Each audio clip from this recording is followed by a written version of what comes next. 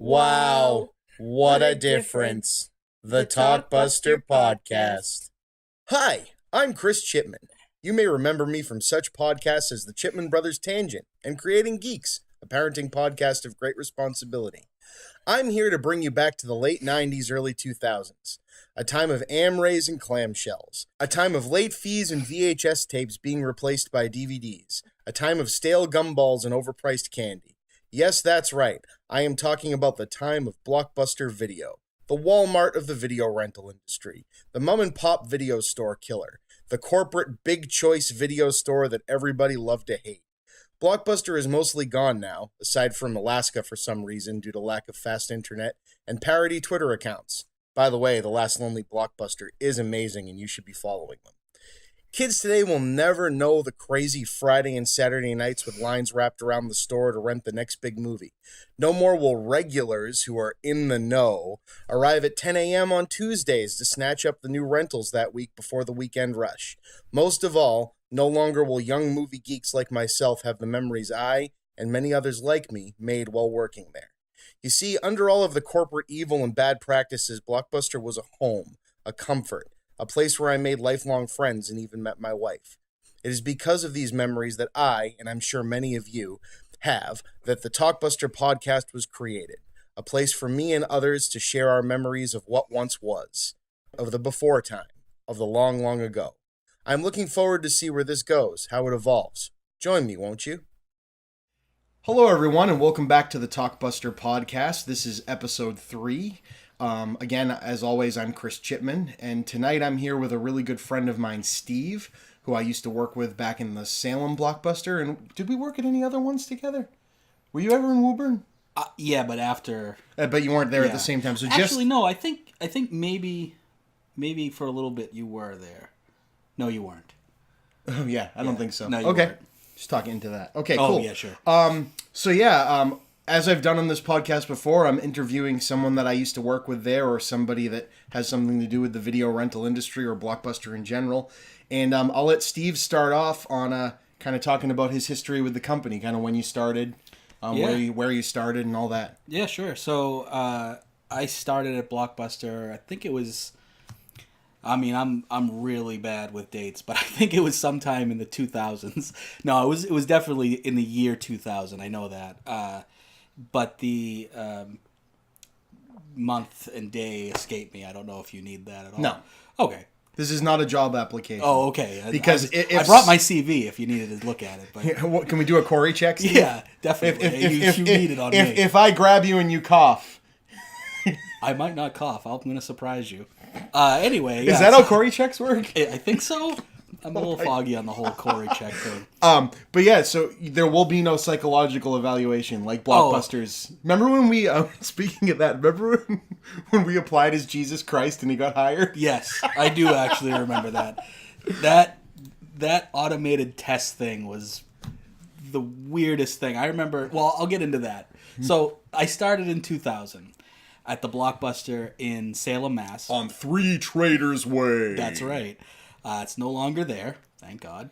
But it's like a Liberty Tax and a Londies and a People's Bank. They cut that whole thing out. So I started as a customer service rep, just working part-time because I had told the manager at the time that I had to work in tandem with going to college classes. And for whatever reason, she missed that part of the conversation, and she would put me on at all hours of the day. And so I would oftentimes skip class to work because, I don't know, I guess I just couldn't ever find the time or energy to be like, hey, remember when I said I have college? But it worked out, I think. I don't know. Anyway, so I worked in the Salem store for a long time, it seems like, but probably was only about, 4 or 5 years? Yeah, because I left the Salem store to go to Woburn in 2003 or 4, and you were there another couple of years. Yeah, everything, it seems like a lot longer time when you look back on it, but really, it really wasn't, and things moved fast. Because I started out as a customer service rep, like I was saying, part-time. And then there was this, I forget her name. She worked for the Swampscott Blockbuster. She was a manager there.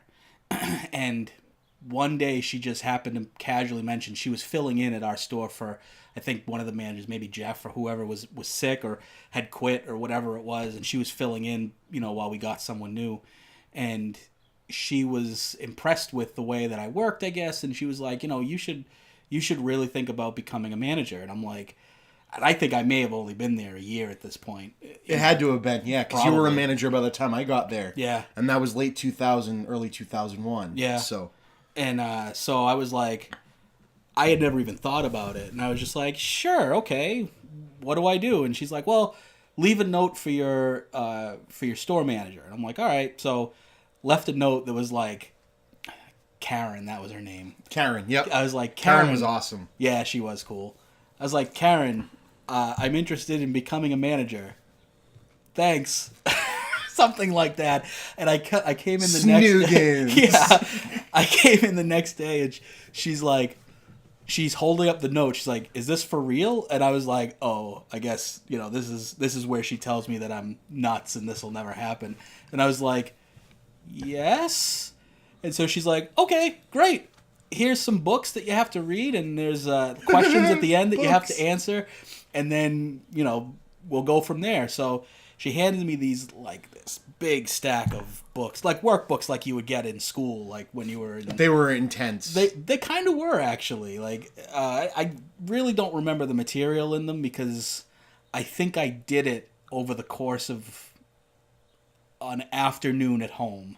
I think there was a good 5 or 6 of these books, and I did them all. There were more than 5 or 6. There might have been. It was like a 2.5 to 3 inch thick box worth. Yeah, it of could have little 6 by 10, or they were small, little leaflet type things. I think when I did it, they were a bit bigger, like the size of them. But yeah, it's something like that. I remember doing them in my dorm room. Yeah, and I was just like, well, I want to do this as quickly as possible because. At that point, I knew that college wasn't going to work out for me. I was going to school for computer programming, and I was attending a 2-year college. Yeah, 2-year college. And at that point, I was a year in, and I hadn't taken one computer course. And I was like, I don't know what was wrong with me. I'm not sure why I didn't go to someone and say, hey, I think I'm signed up for the wrong courses. But I'm a very laid-back person. I take things as they are. Yes, he is. Sometimes to, my, detriment or whatever. And so I just was like, okay, I'll take your English course and your business math, and then I'm just not coming back. So at that point, this whole manager thing had come up, and I was like, sure, I'm going to do it, pass in my books, and I did it as fast as possible because I was like, well, I know I'm going to get a raise for doing this. And, I don't even remember what I was making at the time, but I'm sure it was a good $2 raise at the very least. It is, yeah. The manager bump was a $2 raise. Yeah. At least, I would think. And so I did that, and this was 2000, so I think both were less than $10. Yeah, well, I'm sure it was. You don't get rich working at Blockbuster. And so so that's kind of how I became a manager, and then they don't really. Shortly after that, I showed up. Yeah, right? Shortly after that, you showed up, and I had taken over Jeremy's shifts at one point, right? Yeah, had Jeremy had been fired at that point, right? For the first time. For the first time, I can't wait to talk about that with Jeremy. I think it was 3 times he was actually fired and went back into the company. I know of at least 2 times. They were bullshit reasons. They were. Both times. They were. That's why he ended up getting hired back. But those are for... No, that's for him. That's his podcast. That's for his. But yeah, so by the time I got there, Steve was the assistant store manager. I was, right, yep. And Paul was also an assistant store manager because at the time there were no shift leaders. It was that was something that came after. It was store managers and assistant store managers. So anyone that was a manager had to be an ASM. Mm-hmm. So Paul was the closing store manager on the weekends, and you were like the jumped around to a bunch assistant. Yeah. You kind of did more than just closing shifts, whereas Paul was only closing shifts. Yeah, I would do closes, opens, mids, whatever they needed. And we had one other manager. That was Manager X from the last podcast. Yeah. And we had Scott, who was the store manager, and then we had Jeremy ended up coming back to name a few, and Casey. Yeah. And a few other people. We had a core group for a good 2 or 3 years. The same almost core group of people. Yeah. And that's why it seems like it was such a longer time, because we lived our lives there. I mean, you got off of work, you'd go home, eat, you'd come back. We'd all go out to the movies after work. Yeah. We'd all go out to Denny's after work. It was, people would be in the back room playing PlayStation. Yeah. It was watching crazy. Movies on the DirecTV. It was more like just a group hangout than so than it was. But the store ran well. Oh yeah. No, that was the crazy thing. We ran that store. I mean, I'm not the way the company wanted it to be done. The way the company wanted it to be done. And I mean, we had a great time doing it. To be honest, it's one of the only jobs that I think I actively miss. Yeah, me too. That's why I'm doing this podcast. I guess. Hey, really, we're doing a podcast right now. Oh no, sorry, the microphone's not on. Oh, well, we should probably start over.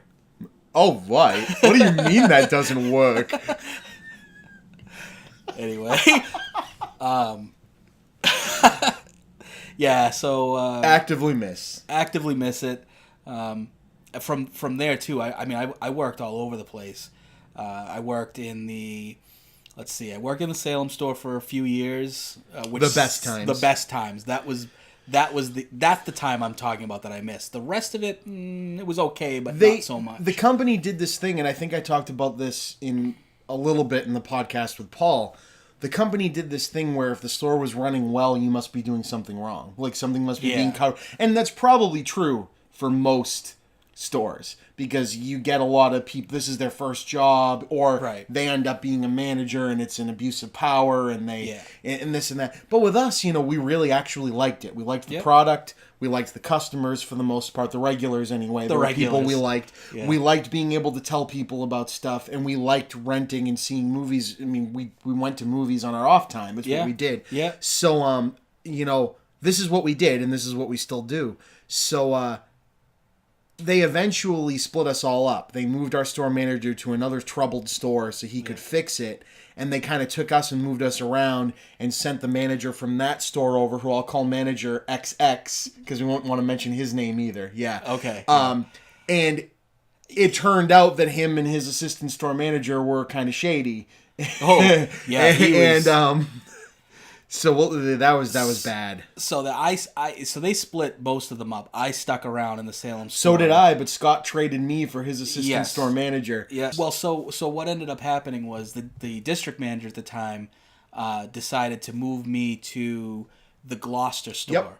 And the Boonies store. Yeah. And that was to cover for the store manager there was she was pregnant and she was about to go out on maternity leave, so they needed somebody to kind of take the reins for a little bit, and they knew that I had some kind of interest in becoming a store manager, so they figured let's get him up there. He can learn whatever he can from the manager there at the time. She'll go out on maternity leave, and he'll run the store for however many months, and if she comes back, then we'll figure out what to do with him. But that was the first time I quit Blockbuster, because so I don't know how long I was there for before she actually went on maternity leave, but it was a short period of time, maybe a matter of 3 or 4 months. So I had learned what I could from her. Might have even been shorter than that, to be honest. And they threw me into this store that was a high theft store. Oh, Gloucester was brutal. It was one of the... If you could picture... Okay, for the people listening at home, take a look at the biggest closet you have in your house and imagine that's the Blockbuster video that I worked in. Yeah, it was probably like 600 square feet, if that. It was tiny. And it had these high shelves that were organized in a way that you couldn't see past them. They didn't. That store was never set up. Woburn did the same thing, right? Yeah. They turned them. Think about if you're working in the customer service pit, and you look out, you should be able to see down the aisles, right? And instead, they turned them perpendicular so people could just fill trash bags in the aisles and then walk out the door with them. And these these shelves must have been, I don't know. I mean, I'm a short No, person. they were taller than 6 feet. They were taller than 6 feet. So you feet. couldn't even see over them. Like, you had no idea if someone was in that aisle. If not, they were at least 6 feet. Right. And the store was disorganized like you wouldn't believe, too. I mean, it was just a wreck. And we would, on Saturday nights, we would constantly have a line wrapping around the tiny new release wall. And like there was no place to move. It was a terrible situation. And so and real quick, that's a thing to remind you folks that are listening to this that have never been to a Blockbuster or didn't exist in the world when this was huge. That was a real thing. Like it wasn't just you go to a red box and there's 2 people waiting at it to get a movie. You go to Amazon Prime and click. People would flock. I'm talking from 7 p.m. to 11 p.m. constant lines. Yeah. And we'd have 250 copies of a movie and it'd be gone. Yeah. Gone. And then people would be bullshit. The next 250 people who would be like, well, what are you going to do for me? I came here. This was like my whole evening was planned around renting this. Was planned around renting, movie. fucking Transformers or Transmorphers or whatever we got a shitload of. After a while, we weren't even getting the big movies. Near the end of the company, it was just like, you have 800,000 copies of Left Behind. Remember when we got like 2 copies of American Beauty? Yeah, and people were bullshit, and it won the Oscar. It won the Oscar, and we were even bullshit about that. But anyway, back to the Gloucester story. So they had set me up in this store, and you have to do inventory. I know you talked about this before, so that's okay. Inventory's hilarious. I won't go into the gory details, but basically my first dot inventory matrix Unix system, and they didn't give me the hours to do it either. So it was me and one other person doing inventory, which. All right, to be fair, it's a small store, so like I can maybe see that. And if you do it on a Saturday night, you're only scanning like 5 things anyway. Right. But and the candy. You better believe I scheduled it on a Saturday and the night. fucking candy. Oh. Whose bright idea was it to even try to scan the candy? Nah. Anyway, sorry. So so that inventory did not go well. I mean, we were missing a lot of stuff. I don't remember numbers, obviously. This is going back a long time, and so it was like doing inventory at the Lynn store. Yeah, and so I knew, like, after I saw those numbers, I'm like, oh, this is not going to be good. But I figured, I'm safe because this was my first inventory in this store. Like, you had no precedence, right? I had this. This isn't my responsibility. I'm just doing the inventory, and now let me have a chance to see what I can do to fix this, right? Well, they saw it differently. Basically, they were setting me up to be fired. I feel. I don't know why either. Like, I mean, I showed up to every shift that I ever worked, and did my job. I think I did it fairly well, but I don't know. They just, for whatever reason, the loss prevention manager came in and was just like, we're gonna have to, a serious investigation into you and your employees. Because they thought we were all stealing, I guess. But yeah. And like what's funny about it too is when I got there, the store manager had told me how much theft there was in the store. Not internally, but like just customers stealing or people coming. No, probably not customers, but people coming in and stealing movies. And I'm not sure why that wasn't that didn't set any kind of precedence. It was just, nope, this is you and your employees, and we're gonna look at all the security tapes and we're gonna investigate you. And I was going through a weird time in my life there, and I did something that I regret. Although at the time it felt really good because the district manager was such a jerk. Now, this is a different district manager than the one who had, quote unquote, promoted me. I won't go into that story, but this guy was kind of a. Can I say douche? I hated him. You can say douche. Yeah. I don't even remember his name. No, and we won't even say it if we could remember it, but I hated him. Hated. And so I called him up one day, and I was just like, you know what? Because he had called me for whatever reason. Sorry, so he had called me, and so he basically I was just like, look, I'm not coming back to work, ever. You can have your shitty store. You can have your keys. I'm done with this company. I'm sorry I'm not giving you 2 weeks. To be fair, I probably should have given you 2 weeks 3 weeks ago when I started feeling this way. But I'm done with Blockbuster. I'm not coming back. And he went off on a tangent about how, in my 25 years of retail, I've never seen anybody do anything like this, and I was just like, there's a first time for everything, bub, and I hung up the phone on him. And good for you. And yeah, good for me, but you know what? I regret doing it now because I don't feel like you should ever leave a job that way. I feel the same way, but I remember him. He kind of deserved that. Yeah. And so that was kind of my first stint there at Blockbuster. Had a couple other jobs in between, and then at some point I ended up at the Blockbuster in Swampscott. Weren't you working there in Florida too? Well, that came after. So you Swampscott in Florida, then you came back and went to Woburn? Yeah, exactly. I didn't know that. Yeah, so I got rehired at Swampscott, and this is going back to I was started to talk about these tests that you would have to take, because when I first got hired, it was just a simple job application. You write down your phone number, a couple references or whatever. Me too. And when I had to get rehired at Swampscott, yeah, when I went to school and decided to come back, yeah, I never passed the test. Well, Michelle actually took it for me, so I could get hired. So that's the funny thing, because at the time, I know that I don't know where your listeners are generally from, but in this area we have a grocery store called Stop and Shop. Stop and Shop. And that's where I was working at the time, and for whatever reason, I don't even... Oh, you know what? I had stopped off at the Swampscott store just to kind of visit and say hi or whatever, and she was desperately looking for people and wanted me to come back, and I'm like, well, I'm happy at Stop and Shop, and so she had convinced me through whatever means she had to come back. And I was like, all right, that's cool. So I had to take this test. So I sit down at the computer, and this is a long test. It's like a half an hour psychological evaluation. I think most people are probably even familiar with this process, because most retail stores use this kind of thing. Target Walmart, they all use it. But back then, this was kind of a new thing. And so you sat down at this little, it wasn't even a computer. It was like a phone. If I remember right, it was a phone with a little... After a while, it was, because it used to be a set-up computer near the front of the store. Right. With just a little tablet type thing, with a little kiosk. But then they got rid of that. They brought it out from behind the desk and just handed it to you. Right. After a while. And so it's like a little Palm Pilot. So the first time I took it, I failed.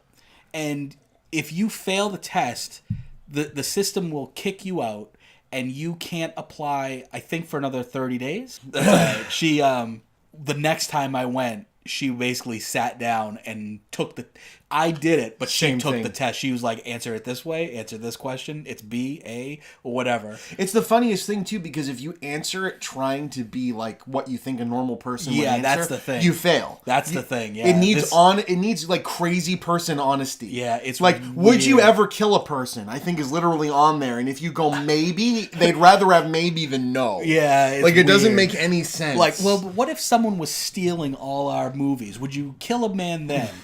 Yes, you're hired. You're hired. Great. Sumner Redstone will come to your house personally and give you a chocolate box.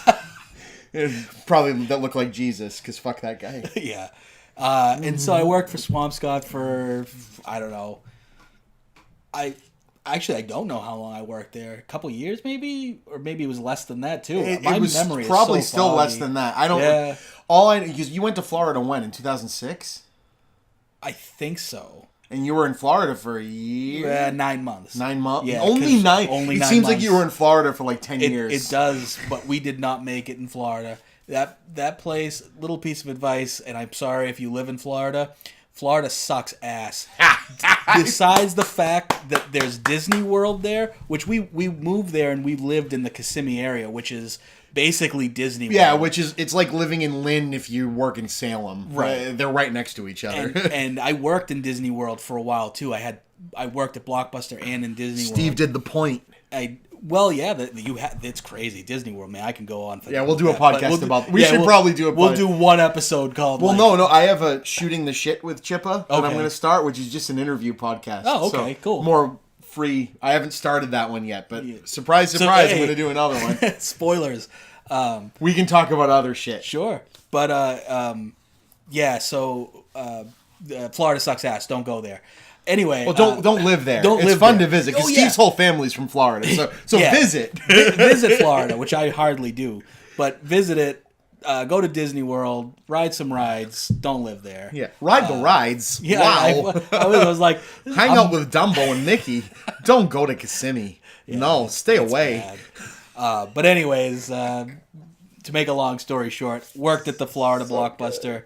Things did not work out. I mean, as far as Blockbuster, things were fine there. It's just Florida. Florida was awful. We had to come back, and I got transferred to the Woburn store, which is where Chipman Weren't you used to living work. in Seabrook and working in Woburn? I was living in Seabrook is Seabrook, in New Hampshire, and I would drive all the way to Woburn, Massachusetts. Google Map it sometimes. No, that's like a 45-minute ride with no traffic. With no traffic, and I had to come down 93, and that 95. You went down 93? I went down 93. So you went 495 to 93? Yeah. Jesus Christ. It was that's fucking it was faster. Because that's the only way to beat the traffic. Right. Oh. And it was faster, but 93 was still backed up a lot of the time. As I sometimes would do from Lowell when I was working in Woburn, I would go down Route 38 just because of how bad 93 was. Mm-hmm.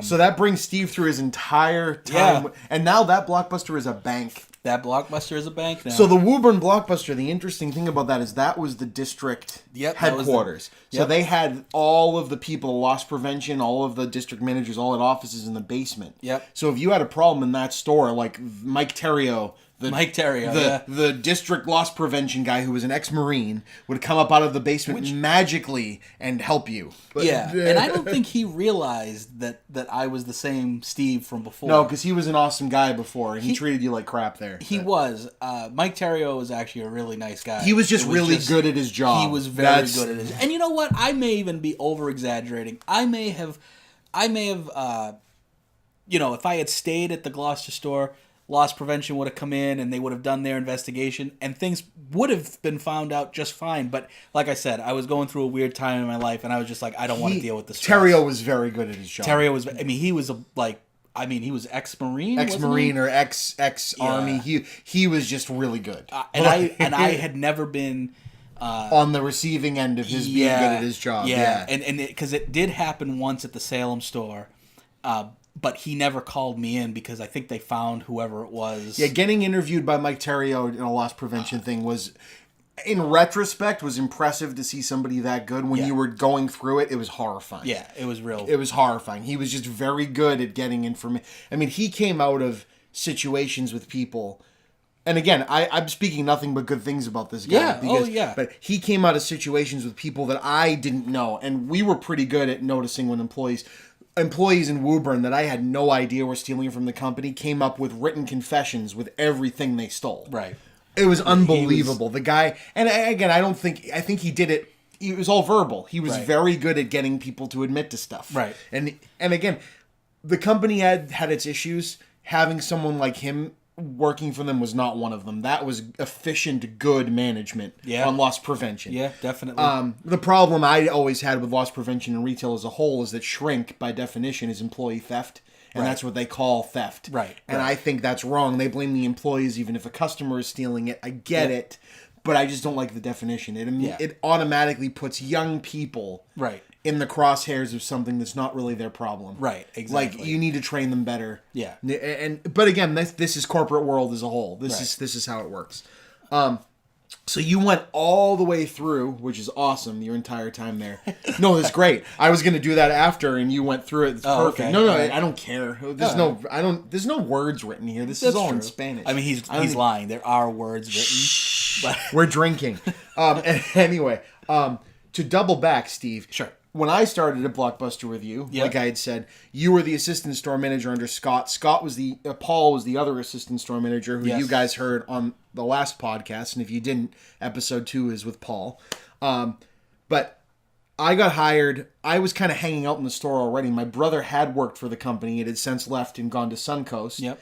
And I knew all of you just by going there and, I'd go and rent movies and hang out for a half hour, 45 minutes, shoot the shit. Yep. And they hired me, and immediately we all hit it off. So working at the Salem store, like Steve and I just said, it was like a camaraderie. It was like a bunch of friends just hanging out. It didn't feel like work. You wanted to go to work. You were excited. Oh, I have a shift at 6 o'clock. I get to see Steve. Right. That means we're going to talk about, Thumb Wars tonight because we just watched it. Or we're going to set up when we're going to go to, was it Ironbeard?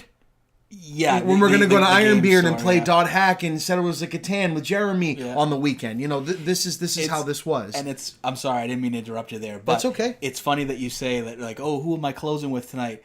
Because that's kind of what I was trying to get at is that you would go and check your schedule, but it wasn't like checking your schedule for a regular job. It was basically, who am I going to hang out with tonight? Yeah, which friend do I get to see? Right. Oh, I haven't seen Steve since last weekend. Right. This is going to be great. Right. Or, man, me and Steve closed together last night, which means we get to talk about, how shitty the Dungeons and Dragons movie was more. You know what? I'm going to walk out. I even have written on here to give Steve shit about Dungeons and Dragons. Look, I will stand by that movie. I know you will. I'm just giving you crap. I love it. Rent it. It's great. Can I give you crap about... Well, you can't rent it. Can I give you crap about Bounce, then? Look, I don't even think I ever saw Bounce. You owned it. Did I? Yeah. What's Bounce even about? I don't know. I just know it was a Ben Affleck movie. I had a big, huge crush on Ben Affleck. Hey, look, no stones throw. Ben Affleck's dreamy, dude. Listen, and it was a heterosexual crush. Sure, it was. We were going to actually make a big poster of Ben Affleck and hang it up at Steve's wedding to let Steve's wife know that she was marrying both Steve and Ben Affleck. What was the movie with him and Jennifer Lopez? Was that Bounce? No, there were two. Right. There was Jersey Girl, but they killed her. It wasn't Jersey Girl, I know that. And then there was Geely. That's the one. The worst film ever made. I had actually gone home one night or one day after work, whatever, and I had photoshopped my face. I don't think I ever brought it in. It was just a gag, but I photoshopped my face onto Jennifer Lopez. Onto Jennifer Lopez. That's awesome. Yeah, I don't think I ever think showed that's it to anyone, 'cause it was pretty bad. I think that's the movie where they refer to sexual intercourse as basting the turkey. That's like their big line. It's like a big Ben Affleck Lopez back and forth thing. Were you gonna baste my turkey tonight? So it's like, oh my god, this is terrible. And that's another one I don't think I ever saw. It's so garbage. You should watch it.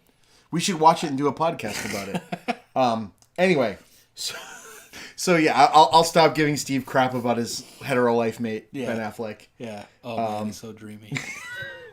Because we did so much of that at Blockbuster. I got so much shit for it, and I don't really even know. It was why. just for fun. It was just for fun. I know it was. So again, we all hung out a lot together, and I talked about this in the prior podcast, but I want to go back to Steve was part of the group. We were all super into Kevin Smith, as you are as being video store clerks. So a couple of points about Kevin Smith. First, we all went and saw Jay and Silent Bob Strike Back. I think Steve and Casey had seen it before we saw it. Didn't you see it at Comic-Con?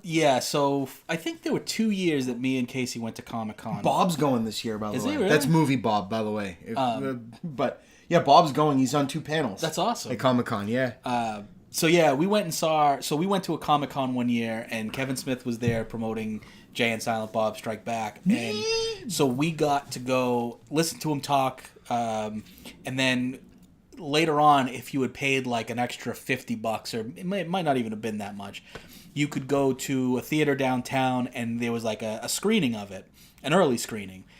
Yeah, so you were the first people in the world. We were like some of the first people in the world to see it, and with him and Jay, I think, in the theaters, which was so cool.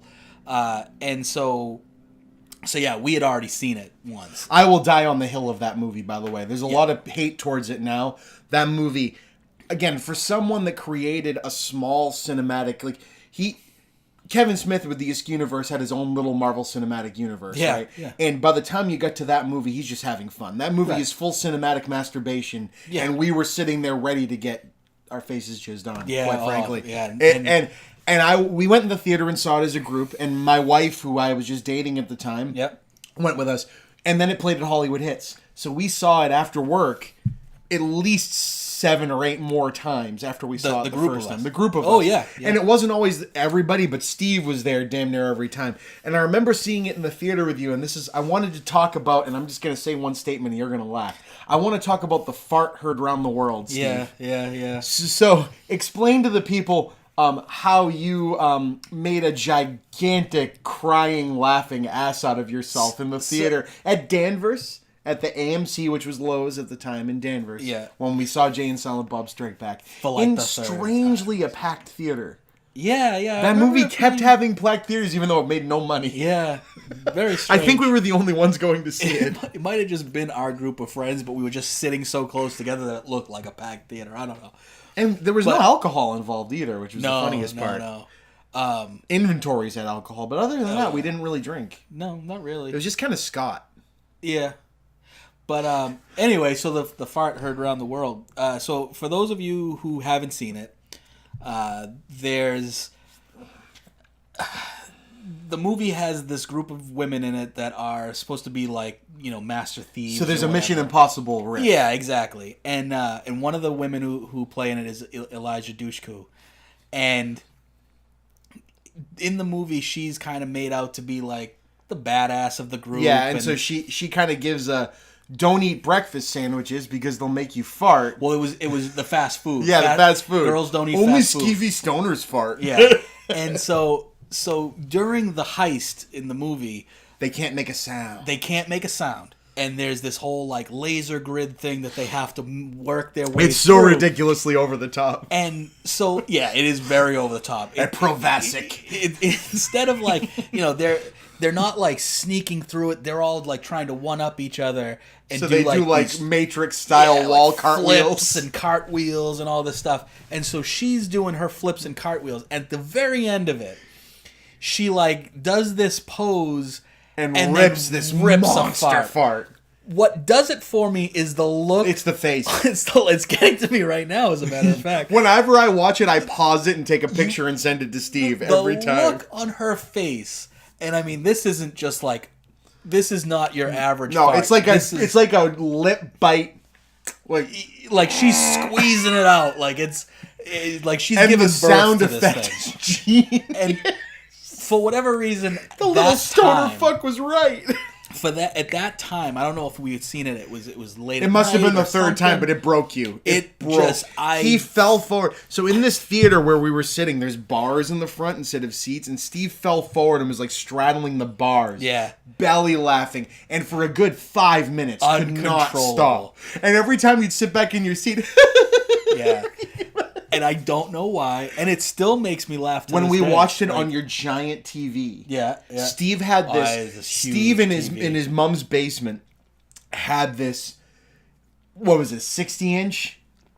Probably those old like pre-LCD. Yeah, this wasn't like one you hung on your. It wasn't a flat. You'd panel. sit like 3 feet from it, so we'd play like GameCube games to understand when he got this TV, because GameCube was the big thing. We played Rogue Squadron or Rogue Leader or whatever it was. Yep. On the and you'd sit. It was like it was so close. Like we were so close. If we were playing Rogue Squadron, you might be able to see the pixels. Yeah, you could. That were on the nose of the X-wing. Like that's how close you sat. And it was the most ridiculous. We watched this. We made sure we got a whole group, and we were on this couch, and there was like 9 of us on this couch, just like all crammed together.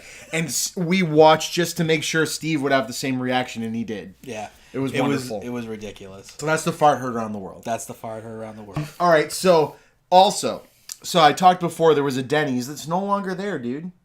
I know. Right. It closed a few years ago. Maybe I think it was a few years ago. And they have that horrible sign that says, "We're so sorry, we're closed." That breaks my brain. Yeah. They were awesome. They treated us very well. So most of their customership was either people that worked at Blockbuster or people going to Rocky Horror Picture Show at Hollywood Hits. Yeah. Which is no longer open either. That is no longer there. Yeah. So anyway, Steve and Jeremy, who, again, we're going to have a podcast with Jeremy. Jeremy is the thing of legend. Yeah. Jeremy's an amazing dude, and I can't wait to get him on this podcast. Jeremy and Steve closed a lot at Blockbuster together. Yeah. And even like when someone else would close, like if you had somewhere to be or had class in the morning like me, because I was in high school at the time when I was working with you guys. Oh my God. Yeah, right. High school, 17 years old. Jeremy and Steve would go to Denny's pretty much every time you closed. Oh, every time. And this was 2 or 3 in the morning. Yeah. And Jeremy was the best guy. And it's not like this is the kind of friend that would like mooch off of you and you felt bad about it. Like Jeremy, was great to have around. So yeah, okay, Jeremy would kind of go, yeah, you're going to get that, right? You're going to get that, right? Steve would pay for Jeremy a lot. He would oftentimes, the bill would come and he would look at me and he'd go, "Don't get cheap on me, Dotson." Don't get cheap on me, Dotson. And So you know, good. Vladimir Ilyanov, Lenin. it's funny because I never once regretted any of that. Neither do I, and I had a big debt with him too. Yeah, and I don't know. He has ways of making up for it. He has ways of emotionally making up for it. Even to this day, he'll just show up and give me things. He shows up for my birthday and will like have a random gift that's like, for those of you listening, if any of you ever heard of the Megas, they're a band that does like Mega Man cover songs. He got a copy of the Mega Man X collection on the GameCube, signed by them for me for my birthday one year. He goes, I went like 6 months ago and decided to get this for you. Yeah. I mean, just not too long ago, he texted me. I was on the way home from work, and he's like, "Hey, are you home yet?" And I'm like, "No, I'm just on the way home. What's up?" And he's like, I got a house because me and my wife, we just bought a house not too long ago. Right down the street from me. Hell yeah. And so he's like, I got a housewarming gift I've been meaning to give you. So I was like, all right, yeah, I'll stop by. And if you don't know Jeremy, it was like the middle of the afternoon, and he's like, just go into my car. I'll probably be asleep. That's Jeremy. And the thing is if you think, like, there's friends you see all the time, and then friends you don't see all the time. Jeremy, I haven't seen as much recently as I used to see Jeremy all the time. Yeah. Jeremy's the kind of guy that listens. And he remembers things. Right. He knows exactly what you like and what you need at any given time. And don't ever show him your credit card. Don't ever show him your credit card number. He'll remember that number. Oh, yeah. He'll never do anything with it. Jeremy's in Mensa, actually. Legit. But yeah, so he's probably listening right now. It's possible. So he had me stop at his house, and so I had my wife. Me and my wife work together. So she's in the car. Hell yeah! And I'm like, here, Leah, just get out of the car and grab whatever it is. It's in the front seat of his car. Why don't you get out of my car and go make sure Jeremy's car isn't rigged with explosives? No, because for those of you who don't know Jerry, that is also a possibility. That is a huge possibility. But no, it was come out laughing his ass off. It was more just due to the fact the way that I pulled up to his car. She was on that side, so she gets out and she's like, I see her face just drop, and she's like, Is all of this part of the gift?" And I'm like, "What do you mean all of this?" So she's like, "There's like 4 boxes here, and one of them is just this white box, and I don't know if it's part of it." So I text him real quick, and just to make sure, I'm like, I don't know. He said he was going to be asleep, but no, he was awake, or at least he was in the middle of a WoW raid, so half asleep probably. And he's like, yeah, no, it's everything. And I'm like, okay, so, and at this point, I still hadn't even seen what it was. So she pulls it out. I'm like, yeah, it's everything. Just grab all of the stuff in the front seat. So she loads these 4 boxes into my car, and it's a board game. Me and we're all kind of big into board games as well. Steve was our dungeon master for a long period of time. Our, as in everyone we're talking about on this. Yeah. And we gotta get Jared involved. I gotta reach out to Jared Green. Yeah, he'd love this. Anyway, sorry for the tangent there for a minute. So she pulls these boxes out, and it's this game. It's this board game that was kickstarted. It's based off the show The Walking Dead, called No Sanctuary. So good. And you've played it? No, I've seen it. Though. I've seen it on the internet. And so not only do I have the base game, but this he got is Jeremy. Me both of the expansions plus a third expansion third expansion that was just in this plain white box because it was kickstarted. So I think this might have been like the prototype for it or something. I'm not really sure. But he has it. But I have it now, and I mean I don't know how much this could have possibly cost him, but I was just like, oh my god, yeah, thank you. This is Jeremy. And so it doesn't matter that I bought him breakfast. No, and that's the thing. It's a gesture. Right. Like, he'll show up for a game night party with a game and go, hey, I just got this game. We should play it. And we play it. And then he leaves and goes, by the way, that's for you. Right. Do you know what I mean? It's okay. Or he'll leave stuff at your house because he knows that, he's bought it. and he knows that he's not going to play it anywhere without all else. these people. Yeah. So and you're free to just use it, you know. And that's the kind of guy he's the most generous person I've ever met. And if again, those of you that might know Jeremy, he's Light Bunny. That's what he goes as on the internet. He is. I'm sure he is probably the best person that I don't see as much as I should that I know. I love Jeremy to death. And I used to joke with him back in the day that he's been to the end of the internet.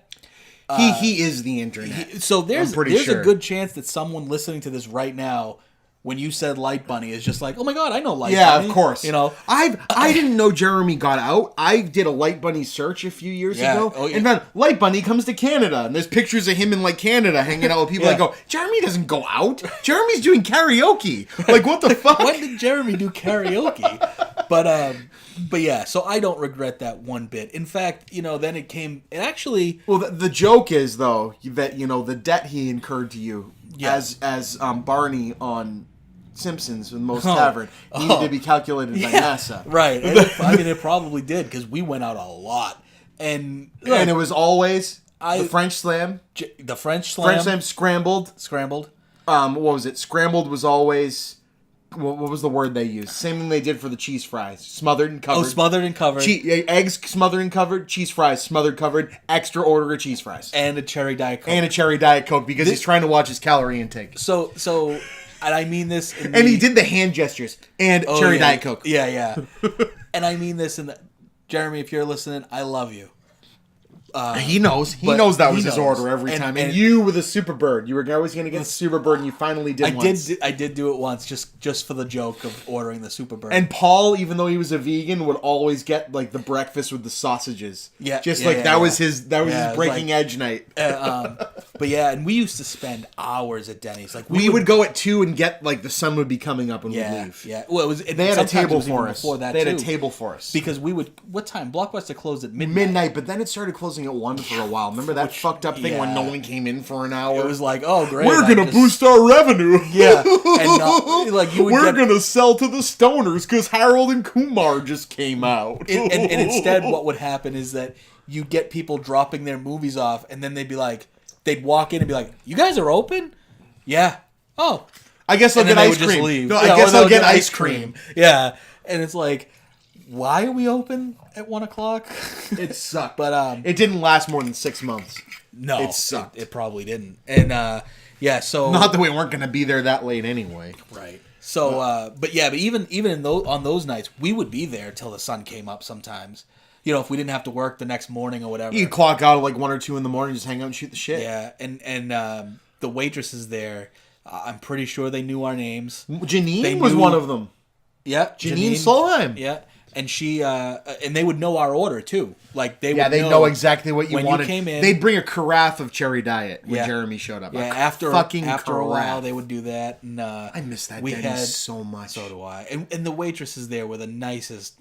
At least at is night. It so weird to miss a Denny's? It is. We're also kind of gushing over a Blockbuster, and we're gushing about Denny's. That's true. Like if you want to talk about the cardboard of both of those industries, my God, and yet we're what have gushing I done with my life. You're a IT guy for a really good company, and so that's where I was saying. So I bought him. I don't know how many breakfasts. I don't know how much money I spent on him, but then, nightly for 4 years, easily. But then 5 days a week for 4 years. So then $10 nightly 4 years. That's a couple grand. It's a lot, but. So this guy Jeremy is the best guy, and I'm gonna call him right now while we're on this podcast. And at one point he had actually paid for me to get my A+ certification, which is a certificate that you can get. It's for the IT industry. Basically, it equates like a 6-month on the job training type thing. You go in and you take this course for 6 months. And you go to a job and you present them the certificate that basically says, look, I may not have ever worked in the industry, but I have this certificate. And so it's like it's not even that much money at the time, anyways. I don't know how much it is now. It was a couple grand. No, I don't think it was that. You don't much. think so? No, I don't think. I think it might have only been a few $100s, to be honest. Okay. But look, because it's not worth a whole lot. It's like it's I a said, shoe in the door, though. That's a good thing. But maybe I'm wrong. I don't think it was that much. He would know because he paid. He was also working at Logmein at the time. So No, who knows how much he was making? I don't Wasn't think he at Logmein? was because he had just. I could be wrong. He must have been working because he doesn't save money. That's true. He doesn't. But anyway, so he had paid for me, and I did eventually pay him back. But you know, that's the kind of guy he is. Like I was hard up on money. I wanted to take this test, so the class as well, and he paid for it. So thank you, Jeremy, if you're listening. Because I work in the IT industry now, and so I owe him that. You've been working in the IT industry for a long time. I have, yeah. 10 years. Longer than fucking Blockbuster. Yeah. I've been at my company for 10 years. Yeah. How crazy is that? Yeah, it's that nuts. we don't have a goddamn thing to say about what we do now. No, I mean, it's just a job, you know. It's just a job. Go in, do my work, keep my head down. So, we have Jeremy's Denny's tab. Yeah. So then we might go back, actually, to your yellow convertible Pontiac Trans Am. Oh, God. Right? Were you even thinking about talking about that? I wasn't. I was hoping to avoid that subject. Come on, we'd get in that fucker and get up on 128 and fly into Denny's. So, oh shit! I'd sit in the back seat because I was the only guy small enough to fit because your back seat was like toddler size. Tiny. And I'm not a small guy, but so we're all large gentlemen. So look up. I forget what year it was. It was 2005 or 2004. It might have been. It was 2004, 2005. It had the fucking Firebird. It's the look it up online. It was the last year they made the Firebird Pontiac. Pontiac went out of business. And Steve left work for a lunch break to test drive it. Yeah. So I lived at home. I had no other bills besides like a cell phone. You lived in an awesome home with your great mom and awesome grandma. My mom, I mean, I never had to pay her rent, you know. With a fucking built-in pool. Yeah, in-ground pool and everything. Where I used to drink Mountain Dew and vodka. And we were by no means like rich or anything. But you had a key piece of property. Yeah. With a really nice, in Peabody. Yeah. Yeah, Peabody, that would go for so much now. Oh yeah, that'd be huge bucks. I mean, I was gonna say I was driving by it the other day, and the people who bought it, man, they've ruined that place. Yeah, I know. I was gonna say the same thing, but I didn't want to bring it up. But it was a wonderful place to hang out. Yeah, and so even the basement. Yeah, brown chicken, brown cow. So I had nothing, no bills, nothing.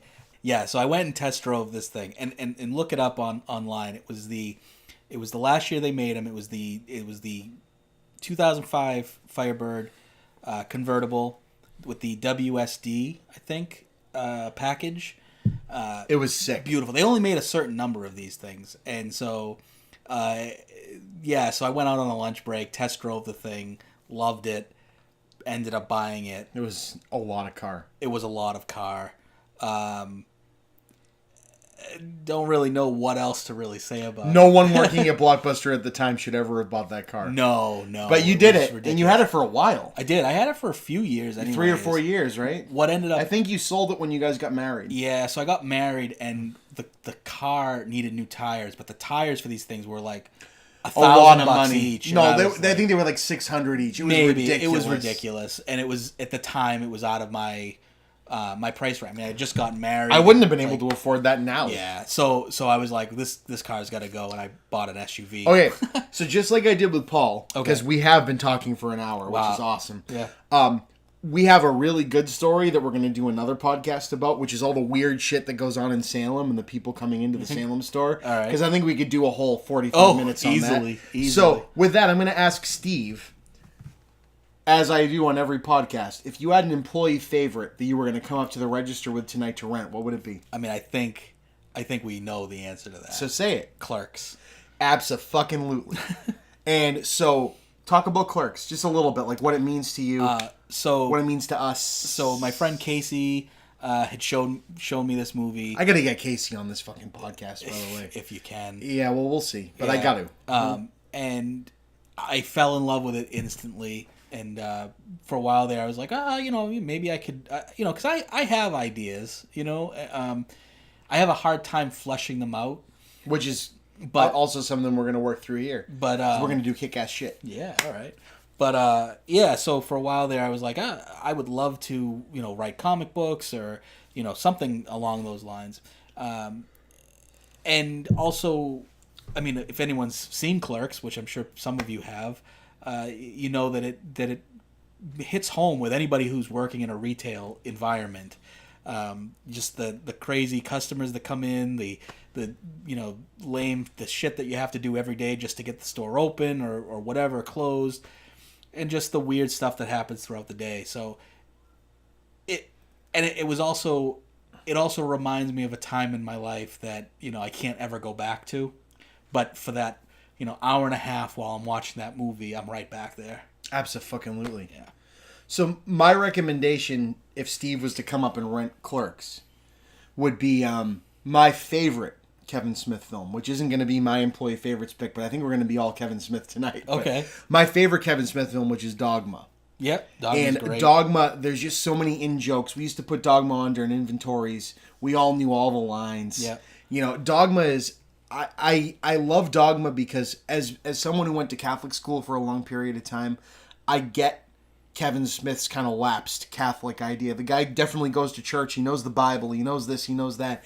But that movie kind of strips it all down. Yeah. It kind of strips it all down and goes, this is really fucking silly. Let's poke fun at it. But also as an actual, if you follow the story, plays out exactly how the Bible says it should play out. Right. Which I think is genius about that movie. Yeah. I love it to death. I love that God's a woman. I love that God's Alanis Morissette. Yeah. It's a great flick. So if you were to come up with Clerks, I'd make sure you saw Dogma. Yep. My pick, it's probably one of the lesser loved Kevin Smith films, but it's the one I watched with Steve the most. Even more than Jay and Silent Bob Strike Back. And I think it's because of the comic book back to it, is Mallrats. And Mallrats, I know, isn't one of the most loved Kevin Smith films. It's definitely him kind of cult following. Him kind of following more into the like teen comedy thing. Yeah. But Mallrats, go back and watch it now. Mallrats has him all over it. Mallrats is wonderful. Yeah. Mallrats has so many great lines. Say, would you like a chocolate covered pretzel? Like all this great stuff. It's a fucking schooner. It's just such a great movie. And I mean, me and Steve, my copy of Mallrats got stolen because me and my friends watched it so much. It got stolen in college. Oh, okay. But it had Stan Lee in it. I mean, Mallrats is a fucking great movie. Yeah, that might have been the first Stan Lee cameo. It's actually the first Kevin Smith movie I saw, and the Is first it really? Stan Lee cameo. Clerks I saw second. I rented them both. And watched. This was back in like 1996. Yeah. Or like whenever it was. Yeah. So Steve, if I was to rent Mallrats, what would you come up with for a recommendation? I mean, I guess if you were going to rent Clerks and Mallrats, then you've got to follow that up with Chasing Amy. Fuck yeah. You got to complete the Jersey trilogy. Even though I will say that I think Chasing Amy out of all Kevin Smith's movies, even though it's probably the best movie he made, it is. Has aged not necessarily the best in his outlook on like certain things. It definitely has a younger, like mid-90s guy outlook on like gay and lesbian type of things. Yeah. It's very kind of on the nose. Again, but the movie's fucking awesome. No, it is good. Yeah, so I'd say Chasing Amy, and you know what? You might as well just rent Jay and Silent Bob. Well, that was going to be my original pick, but then, Jay and Silent Bob Straight Back. If you are listening to this and haven't seen it, watch every movie he made up to that point. Watch Jay and Silent Bob Straight Back, and then watch it again. Yeah. It's genius. It's terrible and genius all at the same time. It's a director having so much fun with their material. And you know what? That's what he continues to do now. So is the name. The Nazi sausage one. Oh. What the hell's the name of the movie? Shoot. I'm going to keep this in because we have no idea. So there was Tusk. Crazy. And then there was... Tusk, Red State. And the movie with the Bratzies. And I haven't actually seen it. Oh, it's great. You got to see it. It's as good as Jay and Silent Bob Strike Back. It's the same thing. The Bratzies. Who? Yoga Hosers. Yoga Hosers. See Yoga Hosers. Because unless you're my brother, I'm talking directly to you, Movie Bob, Kevin Smith is still awesome. Yeah. Don't watch Tusk. No, fuck you. Tusk is great. It's all right. Don't listen to him. Tusk is different. Watch Red State. But Red State is genius. Yeah. Red State's Academy Award level good. Yeah. I love Red State. Yeah. Tusk is different. Tusk so is is Yoga Hosers. Yeah. So is Yoga Hosers. I'm sure. So yeah, we have more stories to tell. We're going to record again because we've gone over a bit, but I expected to, so that's fine. Again, I hope you enjoy the Talkbuster podcast. This has been Steve, a guy I worked with. I plan to have more guests on. I hope you guys are enjoying this. We're going to reminisce about Blockbuster and things involving Blockbuster. You can find me on Patreon at patreon.com/thechippa. Please send me money. I need it. I also do the Chipman Brothers Tangent with my brother Movie Bob. That's going to keep going. Creating Geeks with my wife Sarah. We talk about things from our childhood that we want to share with our kids. I'm at the Chippa on Twitter. And I have some other stuff coming down the pike. I hinted at Shooting the Shit with Chippa, which is going to be an interview show. I'm going to do that soon. And other things. Steve, do you have anything you want to plug? Any websites you like or anything fun? Google.com, folks. Yes.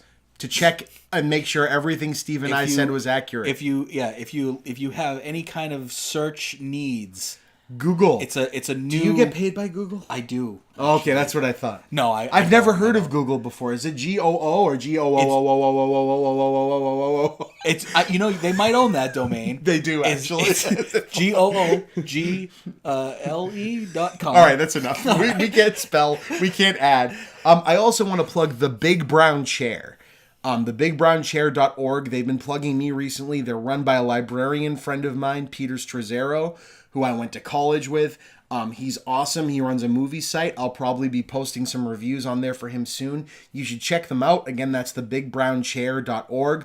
All other critics can sit on the floor. Thank you for making it a Talkbuster night or day or whenever the hell you're listening to this. And remember, please be kind, rewind. Have a great night.